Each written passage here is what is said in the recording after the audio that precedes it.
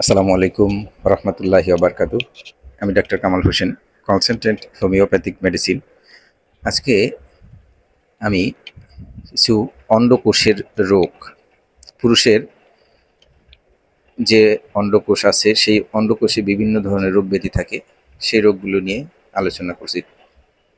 অন্ডকোষের রোগ বলতে টেস্টিকুলার ডিজিজকে যে আমরা বুঝি, যেমন কি কি রোগ হতে পারে অন্ডকোষে। অর্কাটাইটিস, এটি হলে কি হয়? অন্ডকোষ প্রদাহ বা সংক্রমণ হতে পারে।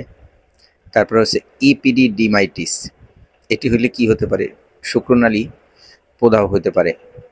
তারপর হাইড্রোসিল, অন্ডকোষে পানি জমে বা ফুলে যেতে পারে। ভেরিকোসিস, অন্ডকোষের শিরা ফুলে যায় বা বর্ধিত হয়ে যায়। তারপর হচ্ছে টেস্টিকুলার টর্শন, এটি হলে কি হয়? অন্ডকোষ পাক খেয়ে রক্ত চলাচল বন্ধ হয়ে যাওয়া। টেস্টিকুলার টিউমার, অন্ডকোষে গাঁট বা টিউমার, এখান থেকে ক্যান্সারও হতে পারে। তারপরে আছে হার্নিয়া, এটা সম্বন্ধে অনেকেই আমাদের কম বেশি ধারণা আছে।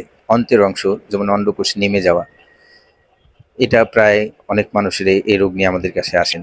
যেমন একটা রোগ হচ্ছে অ্যাট্রোফাইড টেস্টিস, অন্ডকোষ ছোট হয়ে যাওয়া বা শুকিয়ে যাওয়া। তারপর হচ্ছে আপনার স্পার্মাটাইটিস, শুক্রনালীতে সিস্ট বা অন্য কোনো জাতীয় হওয়া বা ছোট পিণ্ড হওয়া। এই ধরনের রোগ অন্ডকোষে প্রায় আজকাল দেখা যাচ্ছে। তো এই ধরনের রোগে আমরা বিভিন্ন রকমের হোমিওপ্যাথিক ওষুধ দিয়ে সুস্থ করতে পারি এবং সুস্থ হচ্ছে। একটু লম্বা সময়ের চিকিৎসা করতে হয় আমাদের। অনেকগুলো রোগের নাম বললাম। এই ধরনের রোগ যাদের আছে বলবো অবহেলা করবেন না, যেহেতু আপনি পুরুষ। এই ধরনের রোগ হলে অনেক সময় বাচ্চা হয় না, বাচ্চা হতে চায় না, শুক্রাণুর সংখ্যা কমে যায়। দ্রুত চিকিৎসা নেওয়া ভালো।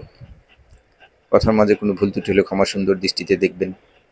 নিয়মিত নামাজ আদায় করবেন। আসসালামু আলাইকুম রহমতুল্লাহি ওয়া বারাকাতুহু।